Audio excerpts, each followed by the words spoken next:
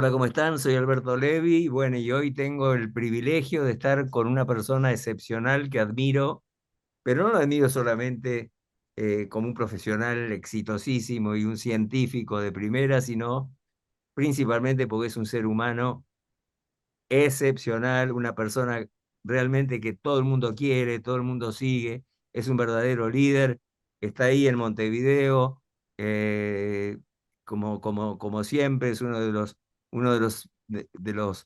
profesionales más respetados en Uruguay, cosa que ustedes saben qué significa eso para mí. Carlos, presentate vos.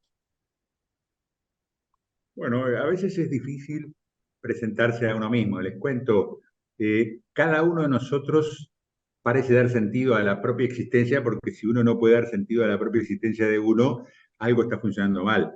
Y ese proceso uno lo lleva por distintas etapas. Después de casi 50 años de desarrollo profesional, uno fue cambiando de dioses. Primero tuve como dios de la tecnología, después tuve como dios el dinero, que es una alternativa a la tecnología, pero que se comunica muy bien.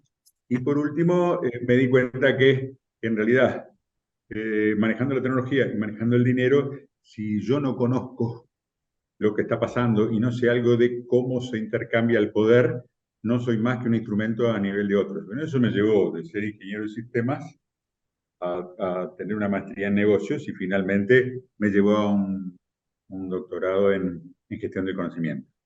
Eso en términos académicos. Y en el medio, ustedes imaginarán que un sello de PhD en la cola en el Río de la Plata no da para vivir. Entonces, en el medio parece que tuve que trabajar haciendo grandes proyectos. Primero fueron proyectos de desarrollo de sistemas, después pasaron a ser proyectos de cambio organizacional y ahora estoy en muchos proyectos para entender cómo se procesa el conocimiento en sus diversas manifestaciones, tanto implícitas como explícitas. Y en ese proceso uno va teniendo compañeros de ruta. Uno es el señor que me presentó, que es además de todo un gran amigo, y otros con los que uno va interactuando, como por ejemplo Carlos Tesore, con el que he trabajado los últimos 15 años, trabajando en investigación y también en desarrollo profesional. Con Carlos empezamos tratando de entender la incertidumbre y después medir la incertidumbre en términos de riesgo. Eh, y casar eso con lo que conocemos y lo que desconocemos. ¿Qué saqué de todo eso con Carlos? Que estamos pasando de un terreno en el cual uno podía medir el riesgo en términos cuantitativos a tener que lidiar con la incertidumbre que se mueve en términos cualitativos. Entonces, la parafrenaria que tiene uno para saber cuál es el nivel de exposición cambió del terreno cuantitativo en el cual uno se sentía seguro con la estadística que te marcaba algunas cosas a un terreno que no es tan fácil de medir.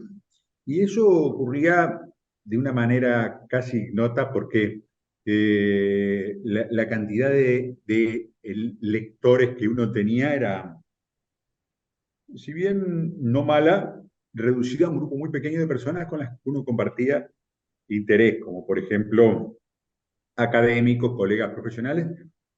Uno podría decir que lo seguía alguien. Miren, en mi mejor momento no me habían seguido nunca más de 500 a 1000 personas por mes, lo cual no me hace sentir mal porque uno no juega a concurso de popularidad. Hasta que pasó algo increíble, que fue que empezamos a estudiar no las cosas que no comprendíamos, sino los riesgos enormes y la incertidumbre enorme que los seres humanos ignoramos o que movemos debajo de la alfombra. Y ahí aparecieron los conceptos de rinoceronte gris y de elefante negro, que les sugiero que ustedes lo miren. Un rinoceronte gris es un riesgo que todos conocemos, ¿no? Por ejemplo, los riesgos de la inestabilidad macroeconómica estructural, por decirte algo que los argentinos conocen mucho, pero que en realidad lo barremos bajo la alfombra, aunque es un bulto enorme que no se puede ocultar.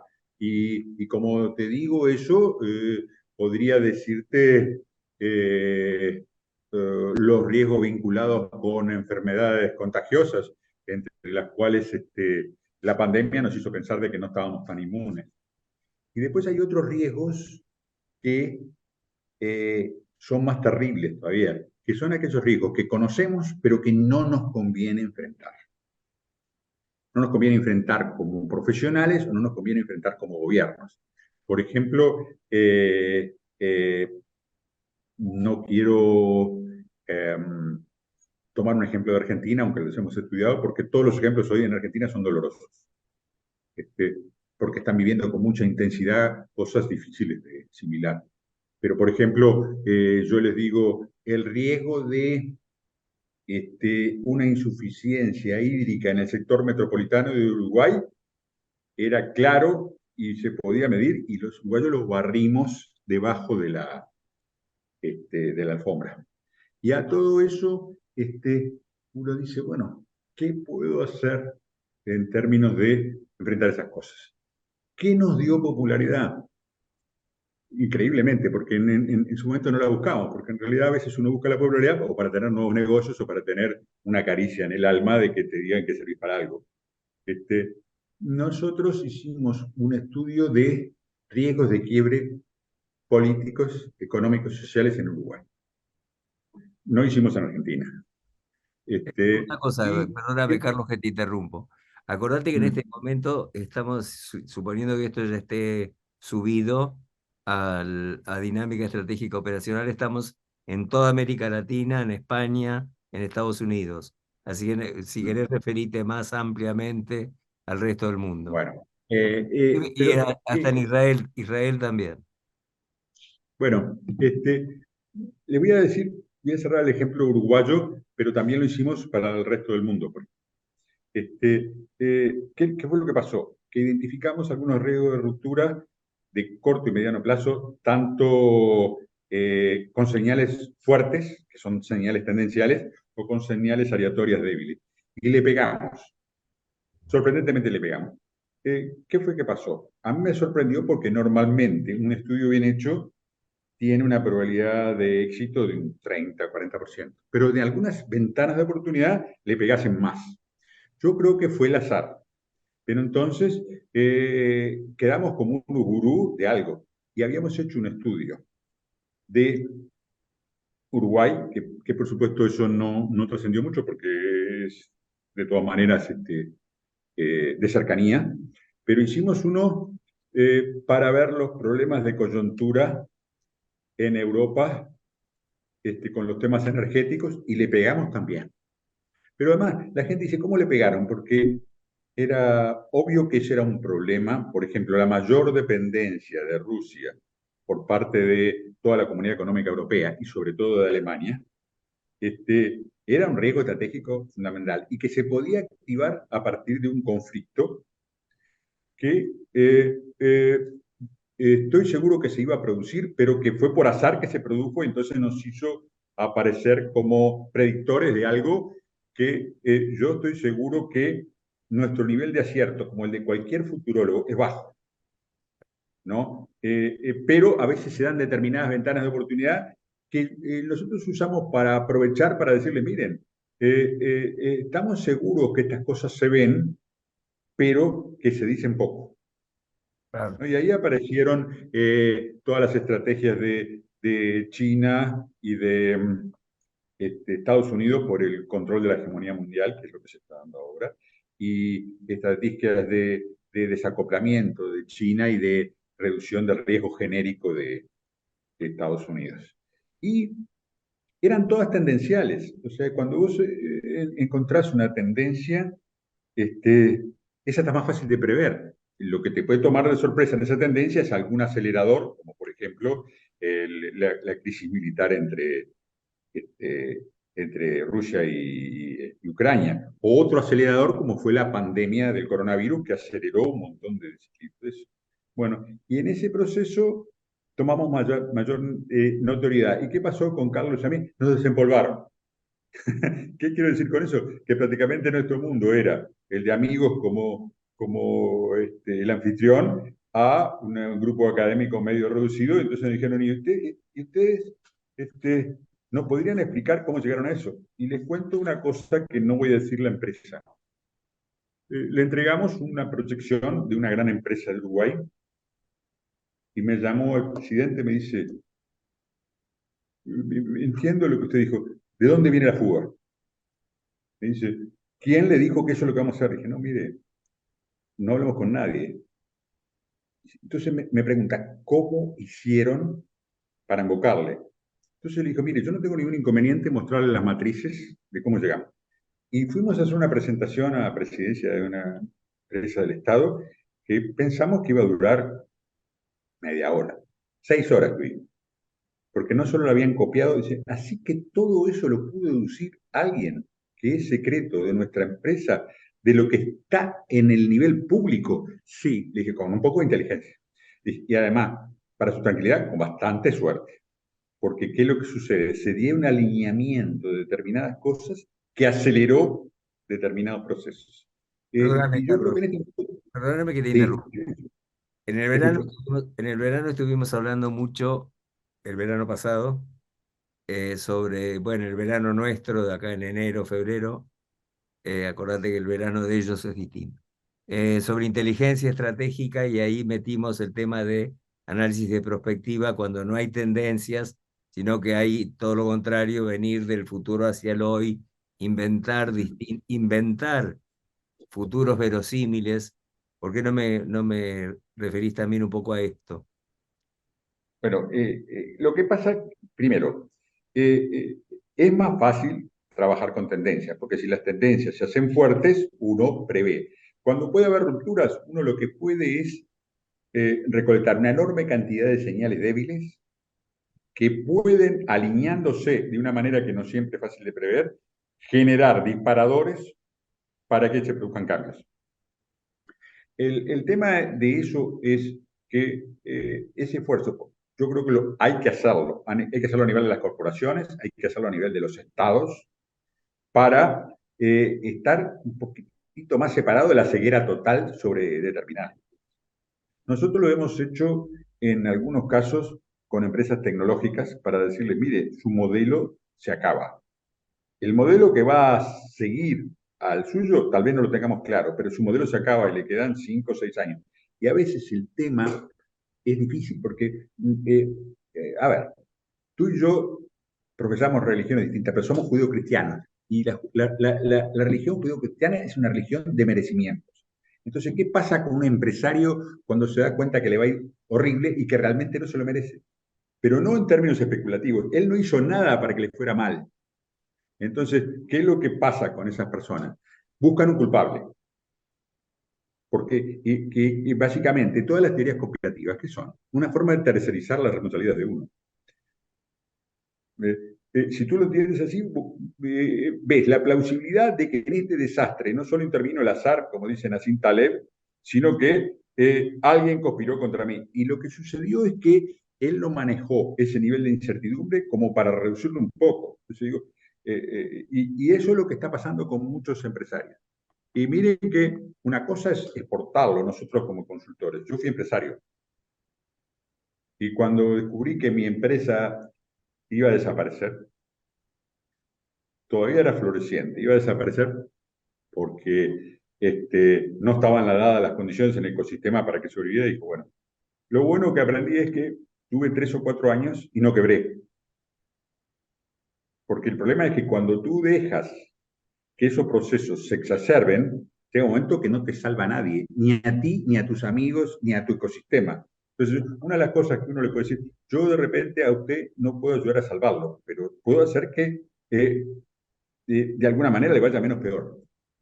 Ahora, para eso sirve el análisis de los términos de ruptura. ¿Y cuál es la mejor ruptura que le puede pasar a alguien? La que protagonizo yo, o sea, la que provoco yo. Es lo que decía Schumpeter. La innovación tiene que ser disruptiva y si la va a aplicar otro, no va a ser harina. Entonces, una de las formas de supervivencia de las empresas del futuro es generar sus propias rupturas en una estrategia diferente. No sé si te acordás de la estrategia de Océano Azul. Es una Claro, obvio. estrategia en la cual ha puesto a la innovación cooperativa, ¿no? Bueno, y en ese proceso es que uno tiene que ayudar a otras personas a que repiensen. ¿Y cuál es el tema? A veces, ¿qué es lo que pasa? Como decía uno, yo soy socialista con las estancias, soy socialista con los bancos, porque ni estancia ni banco tengo. Pero no soy socialista con las camisetas, porque camisetas sí tengo. Entonces, el problema que tenemos a veces es, para entender a un empresario es que yo lo puedo entender y me es fácil digerirlo. Pero como decía Nassim Taleb, si mi pellejo está metido en eso, es difícil de asimilar. Entonces, uno de los problemas de los empresarios no es el entendimiento, porque al Aclaremos fin que y al cabo, Nissim Taleb es el autor de El Cisne Negro y de Antifrágil, y que es este, un autor y un profesor y un consultor de origen libanés de primerísimo nivel, que vive en Estados Unidos hace mucho tiempo y se hizo muy famoso por sus libros. es contracultural. Sí, Yo aprendí mucho de él. A veces uno con el tiempo tiene que hacer la suma algebraica, porque ninguna persona polémica le pega en todo, pero cuando le pegan algunas cosas aporta. claro. Bueno, no sé si les molesta que tome un mate, porque Pero, ¿sos todavía estoy uruguayo o tomando un qué? mate. Si no, no se van a creer que sos uruguayo. Bueno, pero a ver si el problema que hay no es que haya un asesor o un académico esclarecido, es que de repente tú tienes que tener un asesor, porque puede tomar un poco de distancia, no necesariamente tiene que saber más que vos, toma distancia para hacerte asimilar a vos. Un buen futuro es fácil.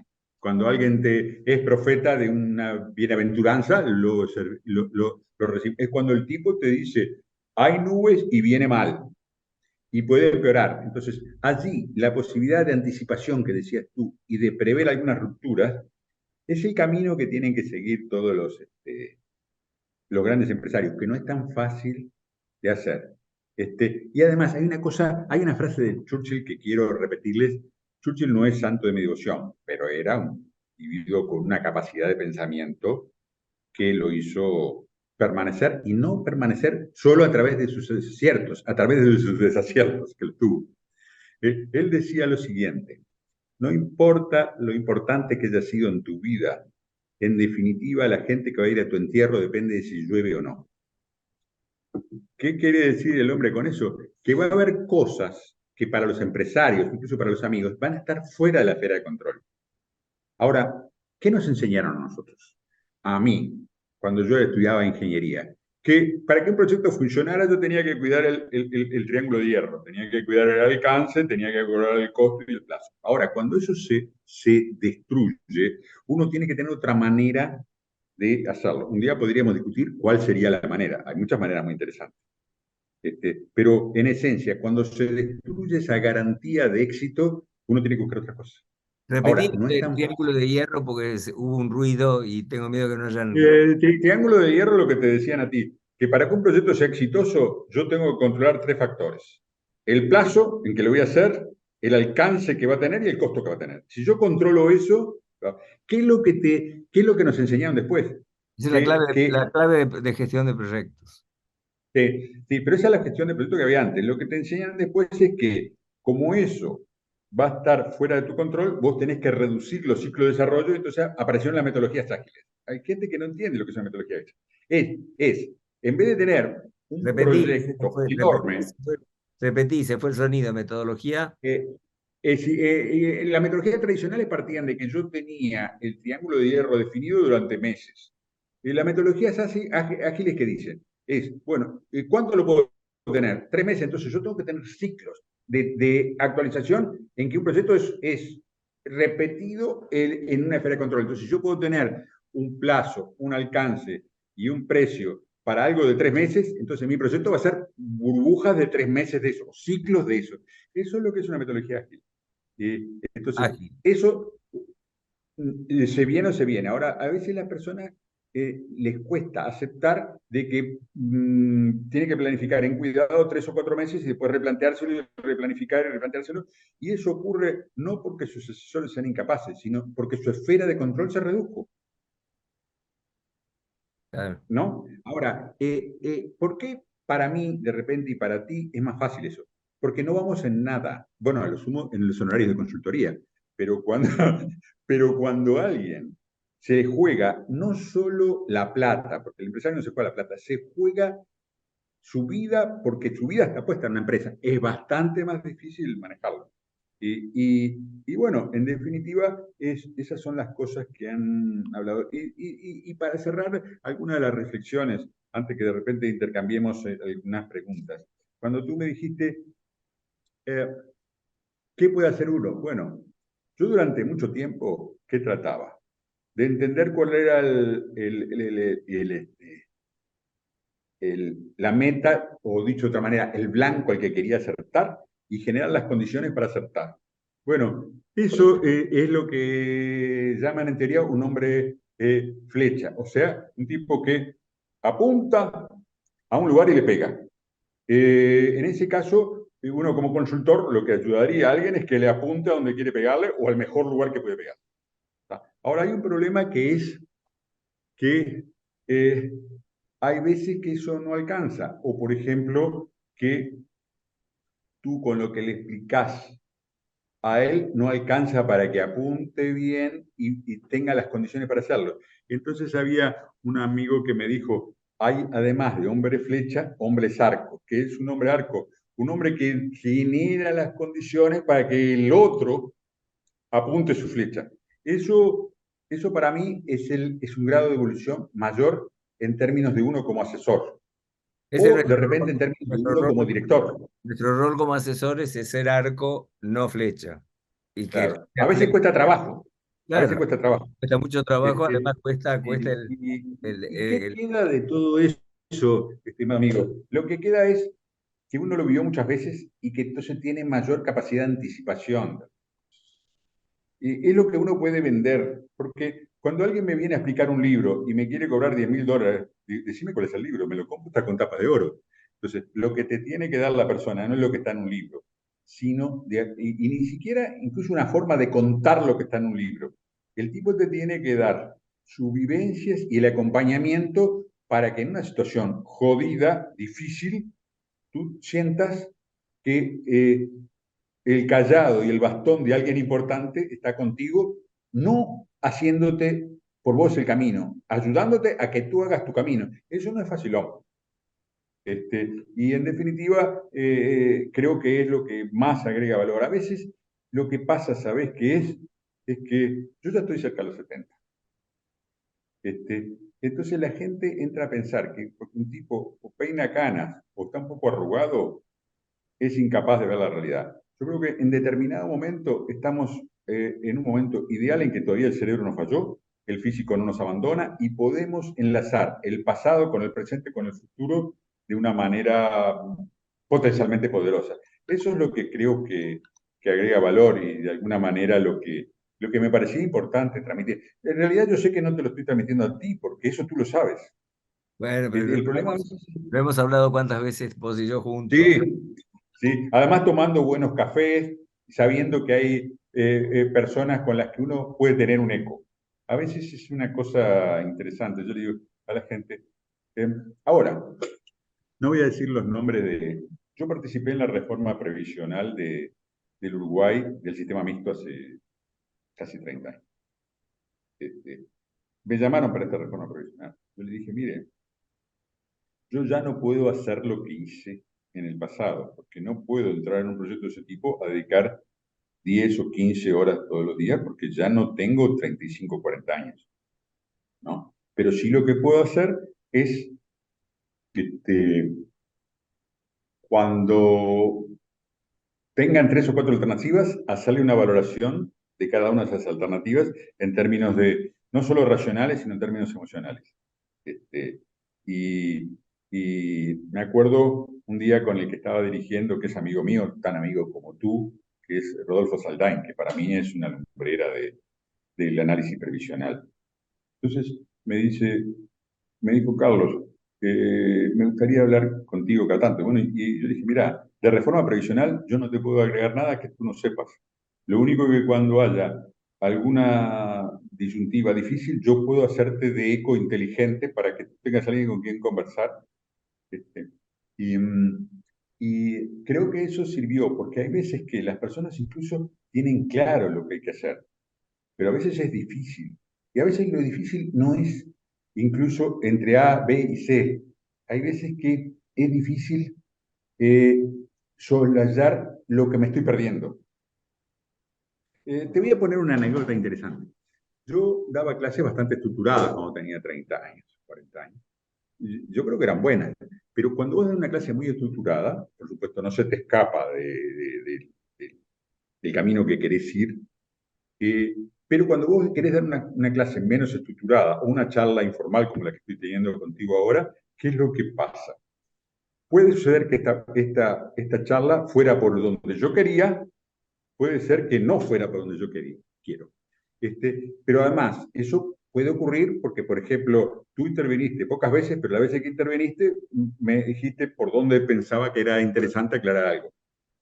Y entonces uno, cuando admite esas cosas, el plan que tenía uno originalmente se desvía del plan que estás ejecutando. Ahora, lo que te estás perdiendo, los demás no lo saben, solo tú lo sabes. Claro. Y entonces a veces las personas se ponen nerviosas porque les parece que están perdiendo algo, pero de repente no están perdiendo algo. Entonces, cuando uno está en eso, lo que tiene que recordar es lo que está ayudándole a tener al otro, no lo que está perdiendo. Por eso De esto es lo todas que maneras, esto es lo que yo llamo conversaciones poderosas en las que lo importante es las preguntas que te hace el otro, no las respuestas que te da. Mi trabajo es hacer preguntas. es más, yo creo que, bueno, esa es una técnica de programación neurolingüística, pero además es una técnica fuertísima. Y además, esa técnica, ¿saben cuándo funciona? Cuando vos crees que el otro no te está jodiendo. No, no, O claro. sea que para que vos eso funcione, no podés tener un asesor que tú estés desconfiado si entiende o no entiende, si sabe o no sabe, si te va a joder o no te va a joder, o si te quiere ordeñar, aún sabiendo que tu opción no. Entonces, hay una empatía que tiene que generarse antes. La palabra clave es Y creo que eso es confianza, importante. Carlos. Carlos, la palabra sagrada es confianza. Sí, sin confianza esto no existe. Bueno, y te lo voy a contar. Eh, eh, la frase que más me gusta este, es de Martí Fierro, José Hernández, un cortarraño de ustedes. Más que el sable y que la lanza vale en el nombre de la confianza que tiene en sí mismo. Uno lo que tiene que hacer es, cuando una persona está flaqueando, porque todos flaqueamos, nosotros también, es ¿No? empoderar la confianza para que pueda asumir determinados tipos, pero no una confianza mágica. No, me refiero a una confianza en la cual uno tenga el entendimiento de lo que está viviendo. Y para mí ese es el consultor del siglo XXI. ¿No? Y ahí, eh, por más que podemos ahora entrar a conversar si una inteligencia artificial puede ayudarte, que yo creo que sí puede ayudarte, hay cosas que no te puede transmitir. Como vos ya ¿Y qué sabés que en el pensamos? plano estratégico considero que la inteligencia artificial no puede, porque no puede tener en cuenta cómo el otro te puede, por ejemplo, mentir, o cómo puede fingir, o cómo puede hacer bluff, o cómo puede disimular, y eso no se puede poner en un algoritmo. Por lo tanto, en el plano de lo estratégico, cuando estás con un oponente racional, con objetivos opuestos a los tuyos, no hay inteligencia artificial que pueda simular ni siquiera ese algoritmo. Eh, por más que pase el test de Turing, ¿no? No, no, no, bueno, claro. Por más que Lee, contalo, contalo. el test de Turing era uno de mis héroes cuando era yo chico. Turing fue uno de los criptógrafos ingleses del Armitango que descifró la máquina Enigma de los nazis.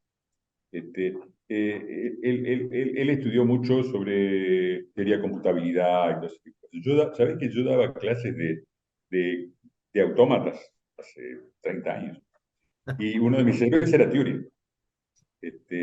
Una vida trágica, Turing, ¿no? Le Pero debemos eso, la computadora, se la debemos a Turing. sí, bueno, y que el test de Turing es una máquina pasa el test de Turing cuando si yo interactúo con ella no me puedo dar cuenta si es un ser humano o no. Claro. O sea, ya tenemos inteligencias artificiales que pasan por arriba del test de Turing, pero se quedan. Miren, te voy a contar una cosa increíble que me pasó. Hay un amigo mío que está tratando de despegar como artista plástico. Sí, mira, si no servís, no importa, pero entre los que sirven y son buenos artistas, hay algunos que no pueden vivir de eso.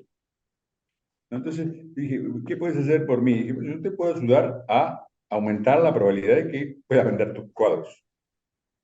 Entonces me dice, ¿cómo? Bueno, conseguir algunas salas, ayudarle a hacer marketing directo e indirecto, ¿no? Y dije, voy a mandar algunos contactos que son formadores de opinión para que si van de caja de resonancia. Y tenía mi lista y en mi lista me encontré con una persona ciega. Dije, se lo mando a una persona ciega, me parece increíble, y mandarle que vaya a ver una exposición de arte a una persona ciega. Como la persona la había visto, profesora de yoga además, una mujer profunda, se lo mandé. Me contesta a la hora, me dice, Carlos, qué interesante, ¿puedes pasarme algunos cuadros? Yo me callé y digo, le pasé un cuadro. Dice, ay, qué bueno, este me gustó más que el otro, y fíjate esto. Yo me pregunto, ¿cómo hiciste? No tengo una inteligencia artificial que me los interpreta por mí. Ah, qué bien, le digo. Y me dice, ¿lo que interpretó es correcto? Le dije, en un 70% sí. ¿Cómo, Me cómo? dice, ¿y qué faltó? En un 70% Ah, sí. ok. Les puedo mandar un día el cuadro y la interpretación de la inteligencia artificial del cuadro para ver el grado de coincidencia que tiene. Entonces me dice, Carlos, ¿vos qué agregarías? Entonces, esto. Dice, eso entonces la inteligencia artificial no lo vio. Dice, no, no lo vio. Entonces yo digo, la inteligencia artificial nos confunde porque aporta rápido un 70%, pero lo que hace la diferencia es lo que no está aportando hoy. Entonces, es lo que decías tú, Alberto, sobre el plus que uno puede aportar, que hoy todavía una máquina no puede aportar. Y no solo para ver un cuadro, puede ser para ver una situación estratégica o cualquier otra cosa en que la creatividad sea importante. Eso a mí me impactó. Incluso me dijo, en mis planes no estaba meterme en una comunidad de personas no videntes. Dice, Carlos, ¿no me ayudarías a introducir esa tecnología para que estas personas no videntes tuvieran una forma de ver? Y yo le dije que sí. Ahora hay que entrenar la inteligencia para que de alguna manera haga cosas. Igual tú tenés que aceptar que por más que vea, va a haber menos. Ahora, de alguien que está ciego a alguien que ve un poco, es un salto cualitativo. Es para eso que sirve la inteligencia artificial. Ahora, cuando uno la quiere forzar para cosas que no está preparada, se puede tener decepciones grandes, ¿no? Y todavía el terreno del arte y todavía el terreno de la estrategia y otros terrenos, como el que tú planteabas, la inteligencia artificial muestra no tanto su potencialidad, sino sus carencias. El problema que hay también con todo eso es que hay toda hay, como en cualquier novedad, hay un montón de gente especulando con vender espejitos que va bien, ¿no? Claro. Yo Como en no todo. creo que la inteligencia artificial no sirva. Sirve en un montón de cosas. Lo que pasa es que hay gente que lo exagera en estos procesos. En estos procesos automáticos hay muchas cosas que podemos esperar de la inteligencia artificial y sobre todo de la generativa, pero hay cosas que todavía no podemos esperar. Yo para cerrar les quería decir, yo estoy convencido que vamos a llegar a un punto de singularidad. Nos acercamos a lo que en teoría se llama un punto de singularidad, que es un punto en el cual probablemente podamos construir un autómata que tenga inteligencia artificial adentro, que nos entre a superar no solo para jugar al ajedrez, no solo para hacer una operación quirúrgica, no solo para incluso construir una obra de teatro, sino que pueda superarnos en la interacción directa. Bueno, eso es lo que se llama un punto de singularidad. Cuando eso ocurra, las consecuencias van a ser impredecibles. ¿Por qué? Porque los teóricos dicen, pero aún así a las máquinas todavía le falta la capacidad de autorreplicarse. Es cuestión de tiempo que la tengan. Tenemos Entonces, que cerrar, Carlos. Entonces, te agradezco muchísimo. Si querés, darle un consejo final a los empresarios que nos están escuchando. Uno cortito eh, y cerrar. uno cortito es que aprendan las habilidades blandas, sobre todo de cómo apuntar la flecha a donde quieren y que consigan un hombre que ese arco que los ayude a llegar a eso, que creo que es lo más importante. Bueno, genial. Gracias, Carlos. Gracias, gracias, gracias. Bueno, ha sido un gusto compartir contigo y siempre disfruto de estas conversaciones.